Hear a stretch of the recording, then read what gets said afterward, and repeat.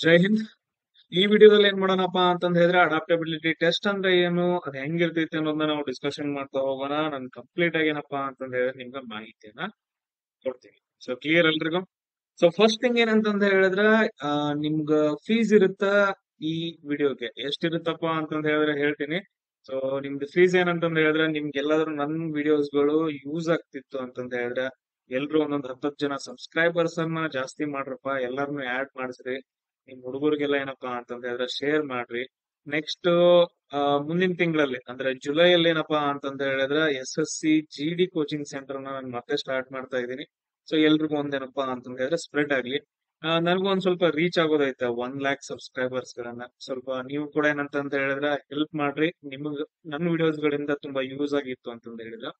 ಆಮೇಲೆ ಈ adaptability test ಅಂದ್ರೆ ಏನು, ಏನೇನ್ ಇರುತ್ತೆ ಅದ್ರೊಳಗ, ಯಾವ ತರ ಬರಿಬೇಕು, ಅದಾದ ನಂತರ ನೆಕ್ಸ್ಟ್ ನಿಮ್ಗೆ ಏನಾದ್ರು ಟೆನ್ಷನ್ ಆಗ್ತಿತ್ತು ಅಂದ್ರೆ ಎಲ್ಲಾನು ಬಿಟ್ಬಿಡ್ಬೇಕು. ಈಗ ನಾನೆಲ್ಲಾನು ಹೇಳ್ಕೊಡ್ತೀನಿ. ಫಸ್ಟ್ ಥಿಂಗ್ ಅಡಾಪ್ಟಬಿಲಿಟಿ ಟೆಸ್ಟ್ ಅಂದ್ರೆ ಏನು, SRK ಅಂತಂದ್ರೆ ಸಿಚುವೇಶನ್ ರಿಯಾಕ್ಷನ್ ಟೆಸ್ಟ್ ಅಥವಾ ಸಿಚುವೇಶನ್ ರಿಯಾಕ್ಟಿಂಗ್ ಹೆಂಗ್ ಮಾಡ್ತೀವಿ ಅಂತ ಹೇಳಿ.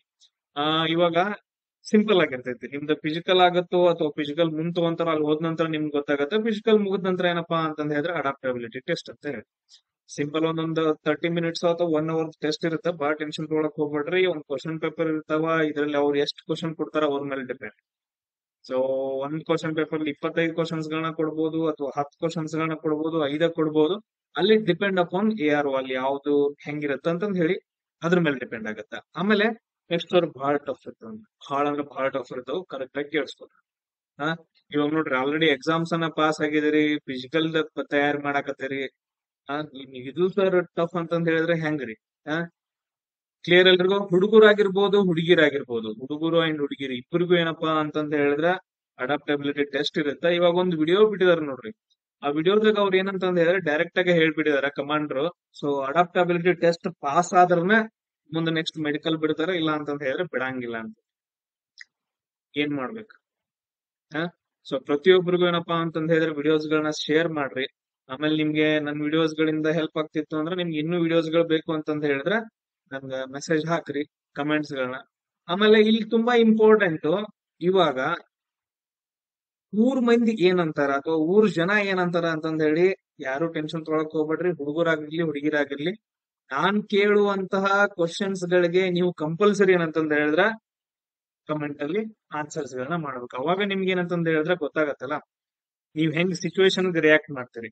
ಸೊ ಇಲ್ಲಿ ಫಸ್ಟ್ ಒಂದ್ ನೋಡ್ರಪ್ಪ, ಸಿಚುವೇಶನ್ ರಿಯಾಕ್ಷನ್ ಟೆಸ್ಟ್ ಅಂದ್ರೆ ಏನು ಅಥವಾ ಸಿಚುವೇಶನ್ ರಿಯಾಕ್ಟ್ ಹೆಂಗ್ ಮಾಡೋದು, ಅದನ್ನ ನಾವು ಅಡಾಪ್ಟಬಿಲಿಟಿ ಅಂತ ಹೇಳ್ತೀವಿ. ಈಗ ಫಾರ್ ಎಕ್ಸಾಂಪಲ್, ಬೆಸ್ಟ್ ಎಕ್ಸಾಂಪಲ್ ಹೇಳ್ರಿ.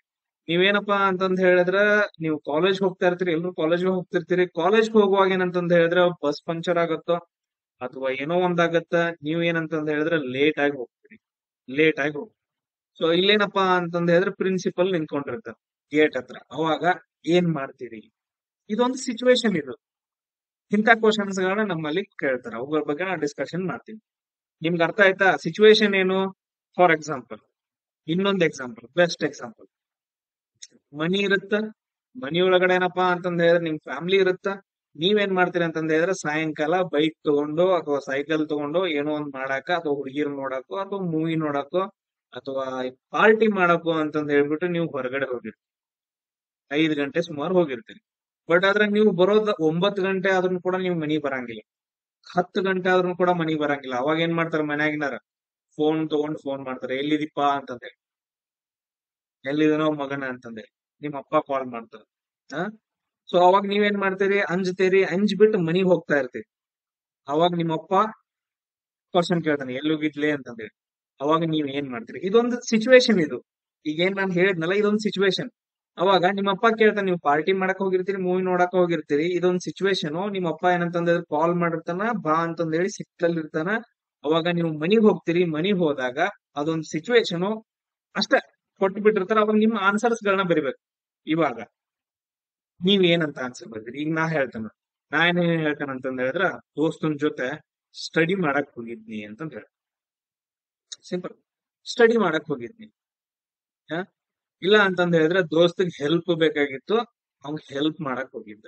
ಆ ಇಲ್ಲ ದೋಸ್ತನ ಮನ್ಯಾಗ ಏನಪ್ಪಾ ಅಂತಂದ್ ಹೇಳಿದ್ರೆ ಕೆಲ್ಸ ಇದ್ದು, ನಾನು ನಿಮ್ ಮನಿಗ್ ಬರ್ತೇನೆ ಕೆಲಸ ಮಾಡಾಕ, ನೀನ್ ಇವಾಗ ಬಾ ಅಂತಂದ್ ಹೇಳಿದ್ದೆ, ಅದಕ್ಕೆ ಹೋಗಿದ್ದೆ.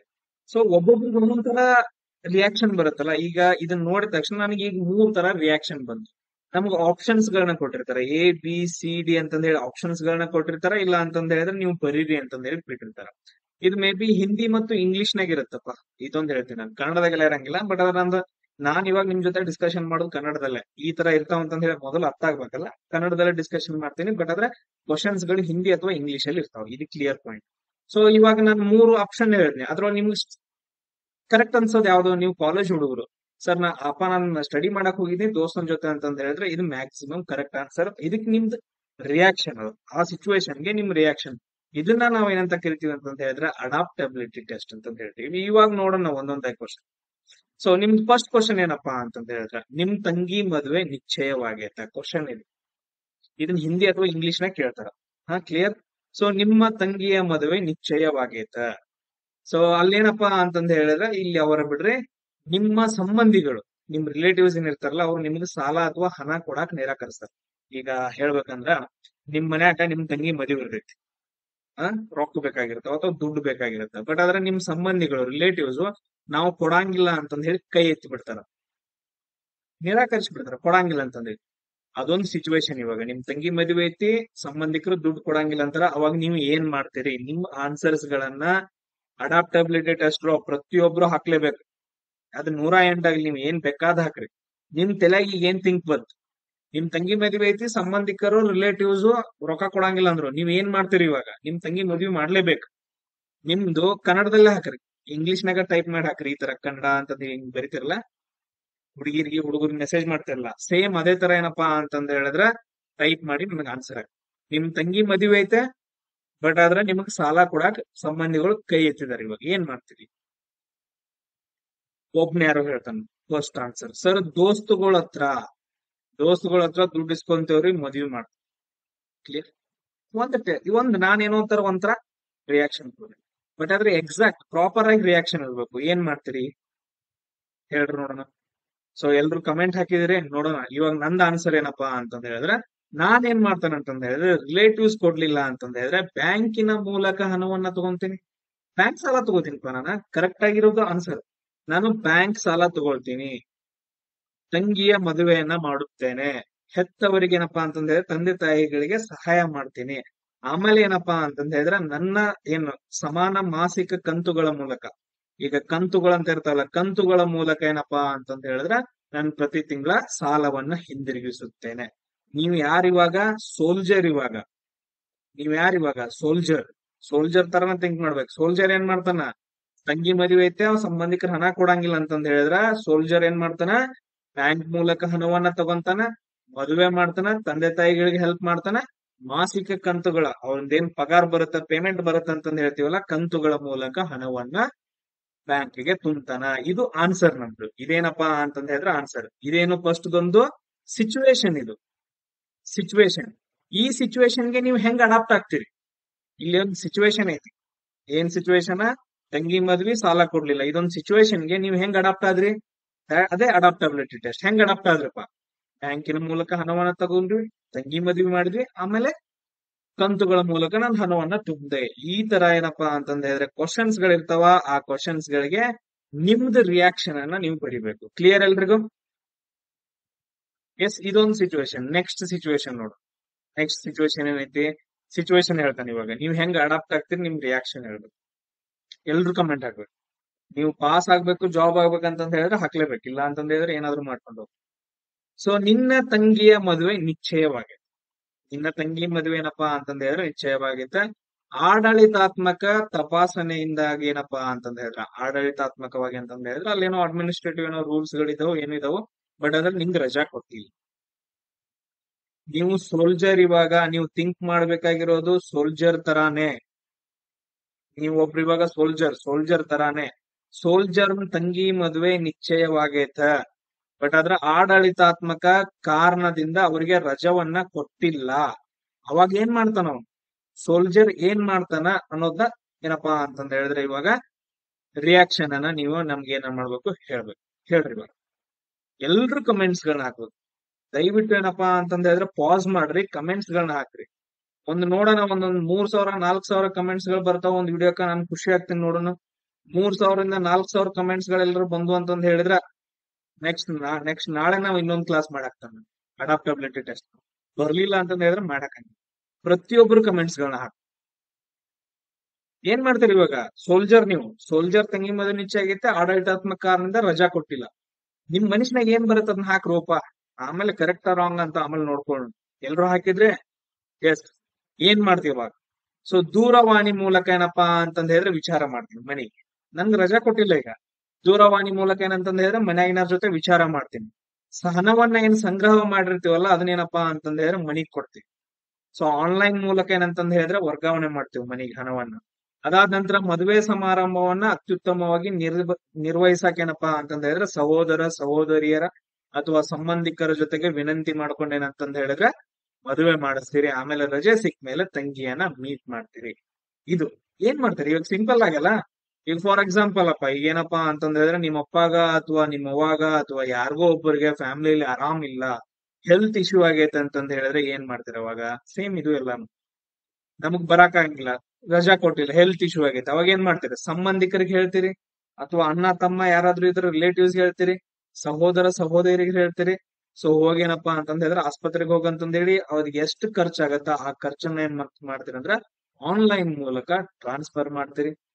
ಆಮೇಲೆ ಏನಪ್ಪಾ ಅಂತಂದ್ ಹೇಳಿದ್ರೆ ತಪಾಸಣೆ ಮಾಡಿಸ್ತೀರಿ. ಇಷ್ಟ ತಾನೆ? ಹಂಗೆ ಸೇಮ್ ಇಲ್ಲೂ ಕೂಡ ಏನಂತಂದ್ ಹೇಳಿದ್ರೆ ದೂರವಾಣಿ ಮೂಲಕ, ಮೊಬೈಲ್ ಮೂಲಕ, ದೂರವಾಣಿ ಮೂಲಕ ಏನಂತಂದ್ ಹೇಳಿದ್ರೆ ವಿಚಾರ ಮಾಡ್ತೀರಿ. ಹಣವನ್ನ ಏನಪ್ಪಾ ಅಂತಂದ್ ಹೇಳಿದ್ರೆ ಎಷ್ಟು ಹಣ ಖರ್ಚಾಗತ್ತ ಆ ಹಣವನ್ನ ಟ್ರಾನ್ಸ್ಫರ್ ಮಾಡ್ತೀರಿ. ಅದಾದ ನಂತರ ಸಹೋದರ ಸಹೋದರಿ ಅಥವಾ ಸಂಬಂಧಿಕರಿಗೆ ವಿನಂತಿ ಮಾಡ್ಬಿಟ್ಟು ಮದುವೆಯನ್ನ ಮಾಡಕ್ ಹಚ್ತೀರಿ. ಆಮೇಲೆ ರಜೆ ಸಿಕ್ಕ ಮೇಲೆ ತಂಗಿಯನ್ನ ಮೀಟ್ ಆಗ್ತೀರಿ. ಈ ತರ ಏನಪ್ಪಾ ಅಂತಂದ್ ಹೇಳಿದ್ರೆ ಸಿಚುವೇಶನ್ ಗಳು ಬರ್ತಾವ. ಅದಕ್ಕೆ ನಾವು ಆನ್ಸರ್ಸ್ ಗಳನ್ನ ನೋಡ್ಕೋಬೇಕು. ಸೊ ಎಲ್ರು ಬೇರೆ ಬೇರೆ ತರ ಬರ್ತಾವ, ಅವುಗಳಿಗೆ ಆಪ್ಷನ್ಸ್ ಗಳನ್ನ ಕೊಡ್ಬೋದು. ಮೇ ಬಿ ನನಗೂ ಕರೆಕ್ಟ್ ಆಗಿ ಗೊತ್ತಿಲ್ಲ, ಯಾರು ಕರೆಕ್ಟ್ ಆಗಿ ಹೇಳ್ತಾ ಇಲ್ಲ. ನಾನ್ SSB ಇಂಟರ್ವ್ಯೂ ಅಟೆಂಡ್ ಆಗುವಾಗ, so officer level SSB interview attend ಆಗುವಾಗ ನಮ್ಗೇನಪ್ಪಾ ಅಂತಂದ್ ಹೇಳಿದ್ರೆ SRT ಅಂತಂದ್ ಇತ್ತು, ಸಿಚುವೇಶನ್ ರಿಯಾಕ್ಷನ್ ಟೆಸ್ಟ್ ಅಂತ, ಸಿಚುವೇಶನ್ ರಿಯಾಕ್ಟಿಂಗ್ ಟೆಸ್ಟ್ ಅಂತಂದ್ ಹೇಳಿ ನಮ್ಗೆ ಕ್ವಶನ್ಸ್ ಗಳನ್ನ ಕೊಡ್ತಾ ಹೋಗ್ತಾ ಇದ್ರು. 1, 2, 3 ಕೆಳಗಡೆ ಏನಪ್ಪಾ ಅಂತಂದ್ ಹೇಳಿದ್ರೆ ಎರಡೆರಡು ಲೈನ್ ಬಿಡ್ತಾ ಹೋಗ್ತಾ ಇದ್ವಿ. ಒಂದ್ ಕ್ವಶನ್ 2 ಲೈನು, ಎರಡನೇ ಕ್ವಶನ್ 2 ಲೈನು, ಮೂರನೇ ಕ್ವಶನ್ 2 ಲೈನ್. ನಮ್ಗೆ ಇಲ್ಲಿ ಸಿಚುವೇಶನ್ ಗಳಿತ್ತು. ಸೊ ಅದನ್ನ ಓದ್ಬಿಟ್ಟು ನಾವೇನಂತಂದ್ ಹೇಳಿದ್ರೆ ಕೆಳಗಡೆ ಈ ತರ ಆನ್ಸರ್ಸ್ ಗಳನ್ನ ಬರೀಬೇಕಿತ್ತು. ಯಾವಾಗ ಆಫೀಸರ್ ಲೆವೆಲ್ SSB ಇಂಟರ್ವ್ಯೂ ಅಲ್ಲಿ ಈ ತರ ಇರುತ್ತೆ. ಟೋಟಲ್ ಆಗಿ 5 ಡೇಸ್ ಇಂಟರ್ವ್ಯೂ ನಡೆಯುತ್ತೆ. ಅದು ಮೊದಲು ಎಕ್ಸಾಮ್ಸ್ ಗಳನ್ನ CDS ಅಥವಾ NDA ಅಥವಾ AFCAT, INET ಅಂತಂದ್ ಹೇಳಿ ಎಕ್ಸಾಮ್ಸ್ ಗಳು ಬರ್ತವೆ. ಇವುಗಳನ್ನೆಲ್ಲ ಕ್ಲಿಯರ್ ಮಾಡ್ಕೊಂಡ ನಂತರ 5 days interview, 5 days medical interview ಮುಗಿದ ನಂತರ ಈ ತರ ಪ್ರೊಸೆಸ್ ಇದೆ ಆಫೀಸರ್.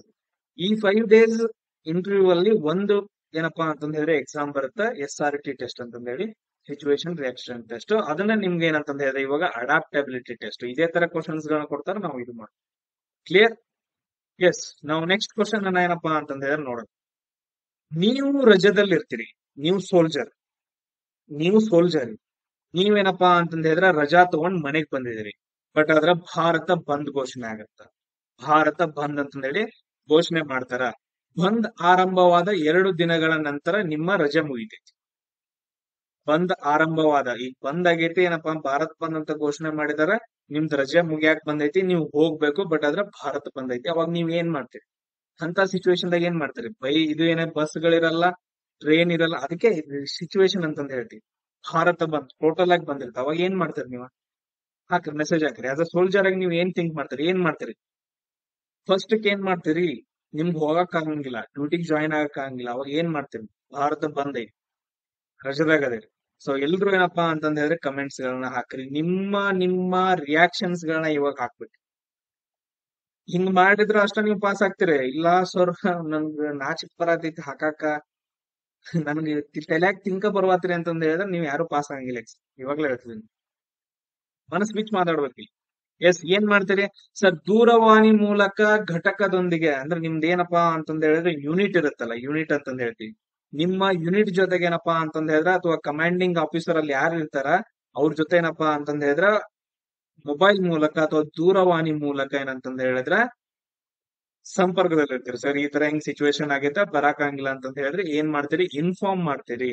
ಇನ್ಫಾರ್ಮ್ ಮಾಡಿ ಏನ್ ಮಾಡ್ತಿರತ್ತಂತ ಹೇಳಿದ್ರ ಅವ್ರ ಹತ್ರ ಪರ್ಮಿಷನ್ ತಗೊಂಡು ಆಮೇಲೆ ಏನಪ್ಪಾ ಅಂತಂದ ಹೇಳಿದ್ರೆ ಮನೆಯಿಂದ ಹೊರಟು ಡ್ಯೂಟಿಗೆ ಏನಪ್ಪಾ ಅಂತಂದ ಹೇಳಿದ್ರೆ ಜಾಯಿನ್ ಆಗ್ತೀರಿ. ಇದು ರಿಯಾಕ್ಷನ್. ಕರೆಕ್ಟಾ? ಸೊ ಅಲ್ಲಿ ಏನಂತಂದ ಹೇಳಿದ್ರೆ ಯೂನಿಟ್ ಇರುತ್ತಲ್ಲ, ಆ ಯೂನಿಟ್ ಕಮಾಂಡಿಂಗ್ ಆಫೀಸರ್ ಯಾರಿರ್ತಾರ ಅವ್ರಿಗೆ ಕಾಲ್ ಮಾಡ್ಬಿಟ್ಟು ಹೇಳ್ಬಿಟ್ಟು ಅವ್ರ ಹತ್ರ ಪರ್ಮಿಷನ್ ತಗೊಂಡು ಆಮೇಲೆ ಏನಂದ್ರೆ ನೀವು ಯೂನಿಟ್ಗೆ ಹೋಗಿ ಡ್ಯೂಟಿಯನ್ನ ಜಾಯಿನ್ ಆಗ್ತೀರಿ. ಸೊ ಈ ರೀತಿಯಾಗಿ ಏನಂತಂದ ಹೇಳಿದ್ರೆ ನಿಮ್ಗೆ ಸಿಚುವೇಶನ್ಸ್ ಗಳಿರ್ತವೆ. ಕ್ಲಿಯರ್ ಎಲ್ರಿಗೂ? ಎಸ್. ಅದಾದ ನಂತರ ನೆಕ್ಸ್ಟ್ ಕ್ವಶನ್ ನೋಡಿ, ಮತ್ತೊಂದು ಸಿಚುವೇಶನ್. ನೀವು ರೈಲು ಪ್ರಯಾಣ ಮಾಡ್ತಾ ಇರ್ತೀರಿ, ಮಧ್ಯರಾತ್ರಿಲಿ ಏನಪ್ಪಾ ಅಂತಂದ ಹೇಳಿದ್ರೆ ಕೆಲವು ಶಬ್ದಗಳು ನಿಮ್ಮ ಕಿವಿಗೆ ಕೇಳಿ ಬರ್ತಾವ, ನಿದ್ರೆ ಭಂಗ ಆಗತ್ತ. ಎಚ್ಚರವಾದಾಗ ನೀವು ನೋಡಿದ್ರಿ ಅಂತಂದ ಹೇಳಿದ್ರೆ ಕಿಟಕಿಯ ಮೂಲಕ ಯಾರೋ ಕಳ್ತನ ಮಾಡಕ್ ಕದಿಯಲು ಪ್ರಯತ್ನಿಸಿರುವುದನ್ನ ನೀವು ಕಂಡುಕೊಂತೀರಿ. ಅವಾಗ ನೀವೇನ್ ಮಾಡ್ತೀರಿ? ನೀವು ರೈಲ್ವೆದಾಗ ಹೋಗ್ತಾ ಇರ್ತೀರಿ, ಮಲ್ಕೊಂಡಿರ್ತೀರಿ, ಸೌಂಡ್ ಆಗತ್ತ, ಕಳ್ಳರು ಬಂದಿರ್ತಾರ. ಸೊ ಅವ್ರೇನಪ್ಪಾ ಅಂತಂದ ಹೇಳಿದ್ರೆ ಏನೋ ತಗೊಂತಿರ್ತಾರ, ಕಳ್ತನ ಮಾಡ್ತಿರ್ತಾರ. ಅವಾಗ ನೀವೇನ್ ಮಾಡ್ತೀರಿ? ಇದು ಸಿಚುವೇಶನ್. ಏನ್ ಮಾಡ್ತೀರಿ? ಬೆಸ್ಟ್ ಸಿಚುವೇಶನ್ ರಿಯಾಕ್ಷನ್ ಟೆಸ್ಟ್ ಹೇಳ್ತೀನಿ ನೋಡ್ರಿ. ಮನಿ ಮುಂದಿರ್ತೀರಿ ನೀವು, ಇದಕ್ಕೆ ಎಲ್ಲಾರು ಕಮೆಂಟ್ಸ್ ಗಳನ್ನ ಹಾಕಿ. ಈ ಸಿಚುವೇಶನ್ ಮನಿ ಮುಂದಿರ್ತೀರಿ, ಸುಮ್ನೆ ಏನಪ್ಪಾ ಅಂತಂದ ಹೇಳಿದ್ರೆ ಕೂತ್ಕೊಂಡಿರ್ತೀರಿ. ಹಿಂದ್ಗಡೆ ಒಂದೇನಪ್ಪಾ ಅಂತಂದ ಹೇಳಿದ್ರೆ ಹಾವು ಬಂದ್ಬಿಡು, ನಾಗಪ್ಪ ಬಂದ್ಬಿಡ್ತಾನೆ. ಅದೊಂದು ಸಿಚುವೇಶನ್, ನೀವು ನೋಡಿರಂಗಿಲ್ಲ. ಸಡನ್ ಅಂತಂದ ಹೇಳಿದ್ರೆ ಹಿಂತಿರುಗಿ ನೋಡ್ಬಿಡ್ತಾರೆ, ಅವ್ನು ಹಿಂಗ್ ಎಡೆ ಎತ್ತಿ ನಿಂತಿರ್ತಾನ. ಅವಾಗ ಏನ್ ಮಾಡ್ತೀರಿ ನೀವು? ಅದ ರಿಯಾಕ್ಷನ್. ಏನ್ ಮಾಡ್ತೀರಿ ನೀವು? ಓಡಿ ಹೋಗ್ತೀರಿ, ಚೀರಾಡ್ತೀರಿ, ಆ ಆಮೇಲೆ ನೆಕ್ಸ್ಟ್ ಏನ್ ಮಾಡ್ತೀರಿ? ಸರ್ ನನ್ ಬಡದ್ ಕೊಂದೋಗಿತ್ತೇನ್ರಿ, ತಪ್ಪು. ಆತರ ಹೇಳ್ರಿ ಅಂತಂದ ಹೇಳಿದ್ರೆ ನಿಮ್ ಸೆಲೆಕ್ಷನ್ ಆಗಂಗಿಲ್ಲ. ಸರ್ ನಾನು ಓಡ್ ಹೋಗ್ತೀನ್ರಿ, ಮೊದಲ್ ಏನಂತಂದ ಹೇಳಿದ್ರೆ ಓಡ್ ಹೋಗ್ತೀನ್ರಿ, ಅದಾದ ನಂತರ ನೆಕ್ಸ್ಟ್ ನಾನು ಕಾಲ್ ಮಾಡ್ತೀನ್ರಿ, ಹಾವುಗಳನ್ನ ಹಿಡಿಯೋರು ಇರ್ತಾರಲ್ಲ ಅರಣ್ಯಾಧಿಕಾರಿಗಳಿಗೆ ಅಥವಾ ಯಾರಿಗಾದ್ರೂ ಕಾಲ್ ಮಾಡಿ ಅದನ್ನ ಹಿಡಿಸ್ಬಿಟ್ಟು ಅದನ್ನ ಏನ್ ಮಾಡ್ತೀವಿ ಅಂತಂದ ಹೇಳಿದ್ರೆ ಕಾಡುಗಳಿಗೆ ಬಿಟ್ಟು ಬರ್ತೀವಿ ಅಂತ ಹೇಳಿ ಈ ತರ ಬರೀ. ಸರ್ ನಾ ಓಡ್ ಹೋಗ್ತೇನ್ರಿ, ಕಟ್ಟಿಗೆ ತಗೊಂಡ್ ಬರ್ತೇನ್ರಿ, ಬಡದ್ ಬಿಡ್ತೇನ್ರಿ, ಕೊಂದ್ ಹೋಗಿತೇನ್ರಿ, ಈ ತರ ಹೇಳ್ರಿ ಅಂತಂದ ಹೇಳಿದ್ರ ಜಾಬ್ ಆಗಂಗಿಲ್ಲ. ಇವಾಗ ಹೇಳ್ತೀನಿ, ಸಮಂಜಸವಾಗಿರ್ಬೇಕು. ಕೆಟ್ಟ ಕೆಟ್ಟ ವರ್ಡ್ಸ್ ಗಳನ್ನ ಯೂಸ್ ಮಾಡಂಗಿಲ್ಲ. ಇವಾಗ್ಲೇ ಹೇಳ್ತಾ ಇದ್ದೀನಿ, ಕೆಟ್ಟ ಕೆಟ್ಟ ಶಬ್ದಗಳನ್ನ ಯೂಸ್ ಮಾಡಂಗಿಲ್ಲ. ಯಾರಿಗೂ ಹಾನಿ ಮಾಡಂಗಿಲ್ಲ. ನೀವು ಆನ್ಸರ್ ಬರೆಯುವಾಗ ಹಾನಿಕಾರಕ, ಅದಾದ ನಂತರ ಬೈಗುಳಗಳನ್ನ ಅಥವಾ ಇನ್ನೊಂದು ಪ್ರೇರೇಪಣೆ ಮಾಡೋದು. ನೀವು ರಕ್ತ ಕೊಡ್ರಿ, ಈಗ ಪ್ರೇರೇಪಿಸುವ, ಈಗ ನೋಡ್ರಿ, ನಾವು ಸ್ವತಂತ್ರ ಸಿಗಕ್ಕಂತ ಮುಂಚೆ ಪ್ರೇರೇಪಣೆ ಮಾಡ್ತಾ ಇದ್ರು ಸುಭಾಷ್ ಚಂದ್ರ ಬೋಸ್ರು. ನಾನು ತಪ್ಪಂತಂದ್ ಹೇಳ್ತಾ ಇಲ್ಲ, ಜಸ್ಟ್ ಹೇಳ್ತಾ ಇದ್ದೀನಿ. ಈಗ ಕೆಲವೊಂದು ಉಗ್ರ ಅಂದ್ರೆ ವಾಕ್ಯಗಳಿರ್ತಾವ ನೋಡ್ರಿ, ನಾನು ಉಗ್ರ ಅಂತ ಹೇಳಲ್ಲ. ನೀವು ನಂಗೆ ರಕ್ತವನ್ನ ಕೊಡ್ರಿ, ನಾನು ನಿಮ್ಗೆ ಸ್ವಾತಂತ್ರ್ಯವನ್ನ ಕೊಡ್ತೀನಿ ಅಂತಂದ್ ಹೇಳಿ ಘೋಷಣೆ ವಾಕ್ಯಗಳನ್ನ ಯೂಸ್ ಮಾಡ್ತಿರ್ತಾರಲ್ಲ, ಅವಾಗ ಅದು ಆ ಸಿಚುವೇಶನ್ಗೆ ಬೇಕಾಗಿತ್ತು. ಸೊ ಅದ್ರಲ್ಲಿ ಏನಂತಂದ್ ಹೇಳಿದ್ರೆ ದೇಶ ಪ್ರೇಮವನ್ನ ಜಾಸ್ತಿ ಮಾಡ್ತಾ ಇದ್ರು ಅವರು. ಇನ್ ಕೆಲವು ಜನ ಇರ್ತಾರ ಇವಾಗಿನ ಸೊಸೈಟಿ ಒಳಗಡೆ, ನೀ ಕೆಲಸ ಮಾಡ್ಲಿಲ್ಲ ಅಂದ್ರೆ ನಿನ್ ಕೊಂದಾಕ್ತಾನ, ನೀ ಕೆಲಸ ಮಾಡ್ಲಿಲ್ಲ ಅಂತಂದ ಹೇಳಿದ್ರೆ ನಿನ್ ಮನಿ ಸುಡ್ತಾನ.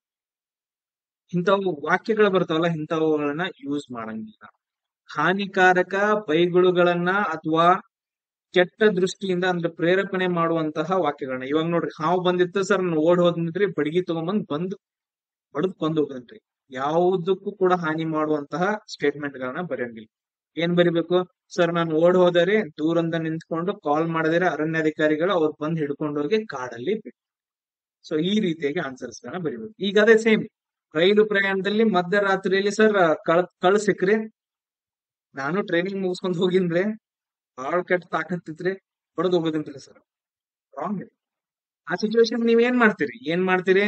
ಸರ್ ತಕ್ಷಣ ಎದ್ಬಿಟ್ರಿ, ಅಲಾರಾಮ್ ಒತ್ತುತ್ತೀನ್ರಿ, ಅಲ್ಲಿ ಟ್ರೈನ್ದಾಗ ಇರ್ತಾವ ಅಲಾರಾಮ್ ಒತ್ತುತ್ತೀನ್ರಿ, ಆಮೇಲೆ ಚೈನ್ ಇರುತ್ತ್ರಿ, ಟ್ರೈನ್ ಅಲ್ಲಿ ಚೈನ್ ಇರುತ್ತಲ್ಲ ಸರ್, ಅದನ್ನ ಎಳಿತೀನ್ರಿ, ಆಮೇಲೆ ಪೊಲೀಸರು ಬರ್ತಾರ್ರಿ, ರೈಲ್ವೆ ಪೊಲೀಸರು ಬರ್ತಾರ್ರಿ, ಅವ್ರಿಗೆ ಹಿಡಿದು ಕೊಡ್ತೇನ್ರಿ. ಅವ್ರು ಮುಗಿತ್ ಸಿಚುವೇಶನ್ ರಿಯಾಕ್ಷನ್.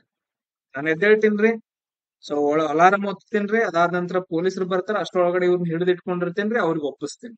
ಈ ತರ ಏನಪ್ಪಾ ಅಂತಂದ ಹೇಳಿದ್ರೆ ನಿಮ್ ಸಿಚುವೇಶನ್ ಗಳಿಗೆ ರಿಯಾಕ್ಷನ್ಸ್ ಗಳನ್ನ ಹೇಳ್ಬೇಕು. ನೆಕ್ಸ್ಟ್ ನೋಡ್ರಿ, ಸರ್ ಒಂದು ಮಹತ್ವದ ಸಭೆಗೆ ಹೋಗ್ತಿದ್ದೀರಿ, ನೀವೇನಂತಂದ್ರೆ ಒಂದು ಮಹತ್ವದ ಸಭೆಗೆ ಹೋಗ್ತಾ ಇದೀರಿ, ಆಲ್ರೆಡಿ ಲೇಟ್ ಆಗಿರುತ್ತೆ.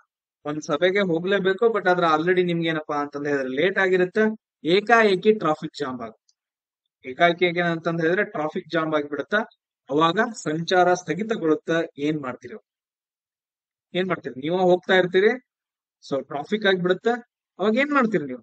ನೀವ್ ಯಾರ? ಸೋಲ್ಜರ್. ಯಾರ ನೀವು? ಸೋಲ್ಜರ್. ಕಾಮನ್ ಮ್ಯಾನ್ ಅಲ್ಲ, ಸೋಲ್ಜರ್ ತರ. ನಿಮ್ಗೆ ದೇಶದ ಬಗ್ಗೆ, ದೇಶವನ್ನ ಸೇವೆ ಮಾಡೋ ಕರ್ತವ್ಯ ಇರುತ್ತೆ ನಿಮ್ದು. ನೀವೇನ್ ಮಾಡ್ಬೇಕು? Simple bro. ಏನ್ ಮಾಡ್ಬೇಕು ನೀವು? ಸರ್ ಬೈಕ್ ಅನ್ನ ಅಥವಾ ಏನೋ ಕಾರ್ಗಳನ್ನ ಅಲ್ಲಿಗೆ ಸ್ಟಾಪ್ ಮಾಡ್ಬಿಟ್ರೆ, ಅಲ್ಲಿ ಸಿಗ್ನಲ್ ಹತ್ರ ಹೋಗ್ಬಿಟ್ರೆ, ಸೊ ಎಲ್ಲಾ ವೆಹಿಕಲ್ ಗಳನ್ನ ಕ್ಲಿಯರ್ ಮಾಡಿಸಿ ಟ್ರಾಫಿಕ್ ಜಾಮ್ ನ ಕ್ಲಿಯರ್ ಮಾಡಿಸ್ತೀವಿ. ಅದೇ ಆನ್ಸರ್. ವಾಹನದಿಂದ ಕೆಳಗಿಳಿದು ಟ್ರಾಫಿಕ್ ಜಾಮ್ ಅನ್ನ ತೆರವುಗೊಳಿಸಿ ಪರ್ಯಾಯ ಸಂವಹನ ವಿಧಾನಗಳನ್ನ ಯೂಸ್ ಮಾಡ್ಕೊಂಡು ಏನಂತಂದ ಹೇಳಿದ್ರೆ ಬೇರೆ ಕಡೆಗೆ ಹೋಗ್ಬಿಟ್ಟು ಸೊ ಎಲ್ಲಾ ವಾಹನಗಳನ್ನ ತೆರವುಗೊಳಿಸ್ತೀವಿ. ಸೇಮ್ ಅದೇ ತರ ಏನಂತಂದ ಹೇಳಿದ್ರೆ ಆನ್ಸರ್ಸ್ ಗಳನ್ನ ನೀವು ಹಾಕ್ಬೇಕಾಗತ್ತೆ. ಕ್ಲಿಯರ್ ಎಲ್ರಿಗೂ? ನೆಕ್ಸ್ಟ್ ನೋಡಿ, ನೀವೇನಪ್ಪಾ ಅಂತಂದ ಹೇಳಿದ್ರೆ ಮೈದಾನದಲ್ಲಿ ಗಸ್ತು ಕರ್ತವ್ಯಕ್ಕೆ ಹೋಗ್ಬೇಕಾಗುತ್ತೆ. ಗಸ್ತು ಕರ್ತವ್ಯ ಅಂತಂದ ಹೇಳಿದ್ರೆ ಪ್ಯಾಟ್ರೋಲಿಂಗ್ ಅಂತಂದಿರೋ, ಅದು ಇಂಗ್ಲಿಷ್ ನಾಗ ಹೇಳ್ಬಿಡ್ರಿ. ಪ್ಯಾಟ್ರೋಲಿಂಗ್ ಅಂತಂದ ಹೇಳಿದ್ರೆ ಇವಾಗ ನಿಮ್ಗೊಂದು ಏರಿಯಾ ಕೊಟ್ಟಿರ್ತಾರ, ಅದ್ರಲ್ಲಿ ಏನಪ್ಪಾ ಅಂತಂದ ಹೇಳಿದ್ರೆ ಸುತ್ತ ಹಾಕ್ಬಿಟ್ಟು ಡ್ಯೂಟಿ ಮಾಡ್ಬೇಕಾಗತ್ತೆ, ಯಾರು ಒಳಗಡೆ ಬರಬಾರ್ದಂತ.